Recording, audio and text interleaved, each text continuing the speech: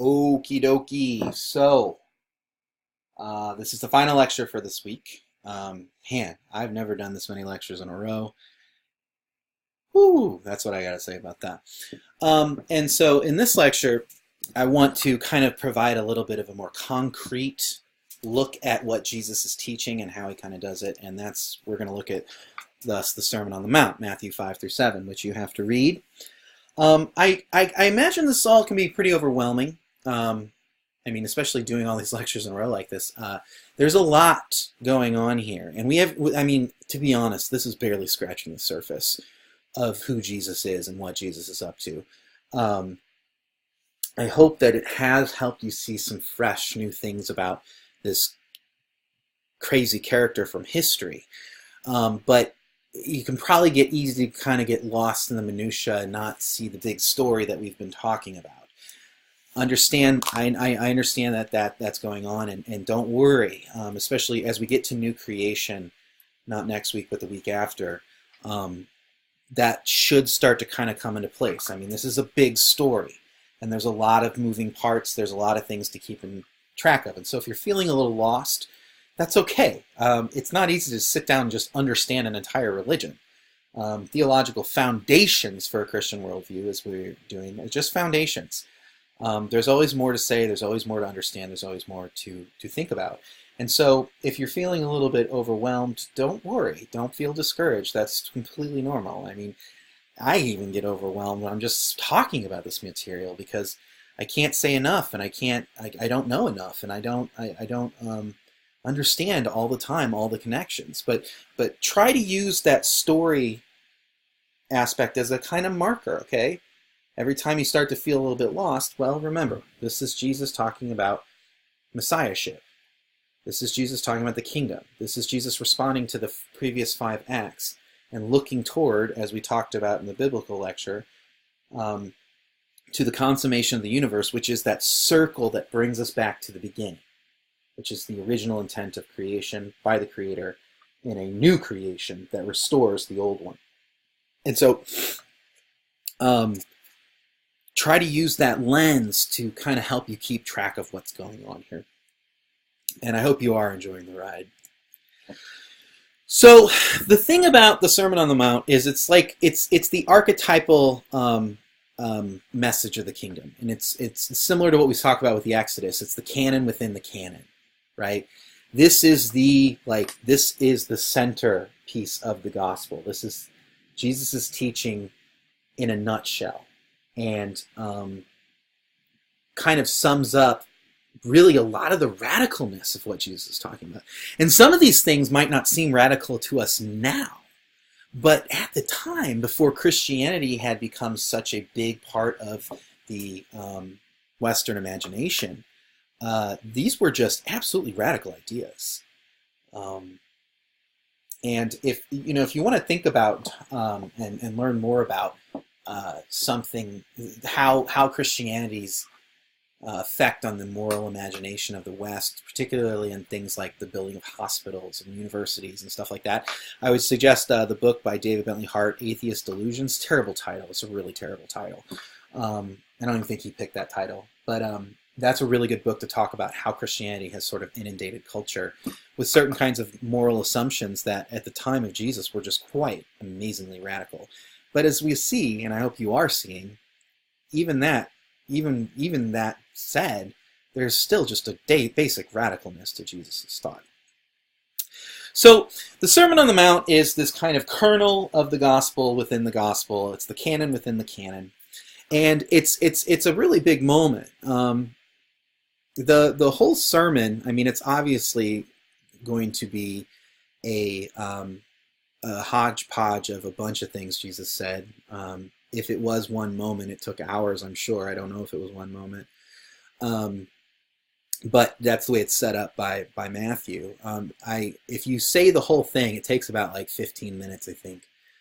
So obviously Jesus had a lot more to say, but Matthew either cobbled together a bunch of different sayings of Jesus, and we do see similar sayings in other places, or Jesus had a much longer message, and this is kind of the Cliff Notes or something of it, the minutes. But anyway, either way, It's very interesting because it's set up. It's important that it's called the Sermon on the Mount. Now, of course, this is Israel, so it's not going to be like a real mountain. It's going to be like a big hill. But it's set up in a very important manner. So it says that Jesus goes up on top of this mountain and he sits down and he starts to talk. And this, for Matthew, who is probably the one most concerned with the sort of Jewish identity. I mean, all the Gospels are, and just in different ways. But Matthew's the one that's really trying to make certain kinds of connections between Israel's history, i.e. like starting out the genealogy through the exile, and Jesus' own ministry. And so when Jesus goes up upon a mountain and starts to speak, what he's immediately calling to mind for the Jew, and this is something Jews would have seen immediately, like Matthew's not being cryptic here, is this is the giving of the law, right? This is Moses going up on Mount Sinai and receiving the law and then coming back and proclaiming it to the people. Remember, mountains in the Judeo-Christian tradition are places of divine revelation, and that's continually invoked in these kind of revelatory moments. And so when Jesus goes up and sits down on this mountain and starts to speak, this is immediately capturing the motif of the Exodus and then Mount Sinai and Moses giving the law, right? And so then we start off with these Beatitudes, which act as a kind of 10 commandments. There's not 10 of them, there's 8 of them, but that's kind of what's going on, is there's this like charter, right? It gives the Beatitudes, and then the very, very specific statement about the law. So Jesus says, I have not come to abolish the law, but to fulfill it. And then come the antitheses. And this is the moment. So this is kind of a broad stroke of how the Sermon on the Mount begins, because what Matthew's doing is he's saying Jesus is the new Moses, but has greater authority, and he's giving a new law for a new kingdom. And so in the antitheses, there's 6 of them. It's when Jesus says, you have heard that it was said, but I tell you. You've heard that it was written, but I tell you. Now this is important too, because some of the things Jesus says, but I tell you, contradict what's said in the Old Testament. So this is particularly true of the love your enemy teaching. So what it actually says is love your neighbor and hate your enemy. And Jesus says, you have heard that it is written, love your neighbor, hate your enemy. So he's quoting scripture. It's Leviticus, I think 18. I think it's Leviticus 18. And then he says, but I tell you. So Jesus is actively speaking as if he has more authority than the Torah. That he's not just glossing it. He's fixing it. He's taking it to a further level. He's saying, it said hate your enemy. I'm telling you, that's wrong. Love your enemy. I mean, Jesus is contradicting Holy Scripture, because as he says, my words will never pass away. He says this. He says it's crazy. It's insane. This is why, this is the other thing about Jesus. Like, people are like, he's a great moral teacher and stuff. It's like, okay, fine. Yeah, he's got a lot of great moral lessons. But the guy also is a maniac if he's lying. Or he might be crazy. Because he says things like, heaven and earth will pass away, but my words will not pass away. Jesus thinks he's a person of ultimate authority.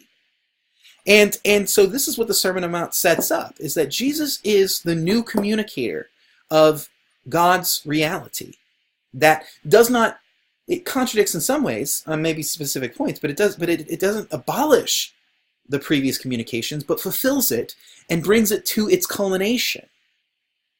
And so the Sermon on the Mount represents this moment where Jesus is actively expressing his authority as the divine being and Messiah. So he starts with the Beatitudes. This is the people of the kingdom. These are the social principles of the kingdom. And it's really it's sometimes considered to be the canon within the canon within the canon, like the Beatitudes are the kind of canon of the Sermon on the Mount. But basically, Jesus is setting up what the kingdom looks like. So the kingdom is exalting the poor and the meek. The kingdom is talking about bringing about the righteousness. So, for example, when it says, "Blessed are those who hunger and thirst for righteousness," that word in Greek, "dikaiosune," could also be translated judgment. They are going to be filled. Judgment will happen over the problems and the brokenness of this world. And so, those who are mourning are going to be comforted. Again, this is that upside down kingdom thing, that inverting of the social order. That the people who remain pure in heart, they will see God, And so these function as the social principles of the kingdom, and then also the function of the kingdom in the world. The kingdom people are supposed to be light and salt. And it also gets at the role of Jesus, because he says, basically, people are going to persecute you because of me. And don't give in. My words are more trustworthy, and it's how he's going to end the sermon too, and you will be rewarded. Then we have these great moments that I wish we could get more into when he talks about what does prayer look like and fasting and stuff, and basically he's getting at the hypocrites again, like just this notion that you're acting like you're so pious because you pray, but you're just praying loudly so that other people can look at you and be like, wow, you're so great. You're really pious, man. Like no patience for hypocrisy. And so then he gives the Lord's Prayer, which is generally considered to be a model of prayer, and you can use it that way. Some people do. But the two elements that I want to highlight is the kingdom language of it and then the forgiveness language of it, to kind of suss out what we've been talking about in Jesus' message about the kingdom. So the prayer is, "The kingdom come, thy will be done on earth as it is in heaven." This is so good. This is so key, because what Jesus has done basically is given a concrete definition of what he means by the kingdom, right? And it totally fits our biblical story. The reestablishment of the kingdom is the restoration of new creation, because it's, "Father, thy will be done. Thy kingdom come," which is your will being done, "on earth as it is in heaven." So remember how we talked about creation and intention of the Creator. The Creator has an intention in creating. There's a mark that the Creator wants to be hit. This is the Creator's will. The kingdom comes back and restores that original will in the original creation back to its rightful order. And this is borne out, again, in the principle of love that Jesus has. And so you have this emphasis on forgiveness. Forgive us our trespasses as we forgive those who trespass against us.